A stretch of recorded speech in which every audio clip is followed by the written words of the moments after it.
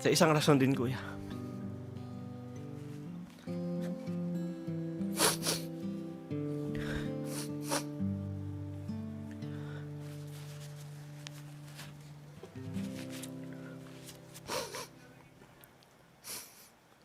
Kuya, I'm a gay man.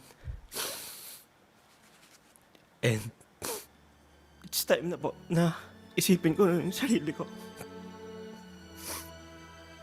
Hindi dahil nominado po ako dahil sinabi ko to, kundi ito talaga yung purpose ko din. Yung toxic masculinity sa isang workplace, dapat iwasan talaga yun. Talaga sa lahat. Academic, sa co-curriculars, parang I'm always the good son, I'm always the good brother, kuya. Kasi alam ko sa sarili ko na gusto ko i-gain yung respeto ng mga tao sa akin. Kasi sa generation ko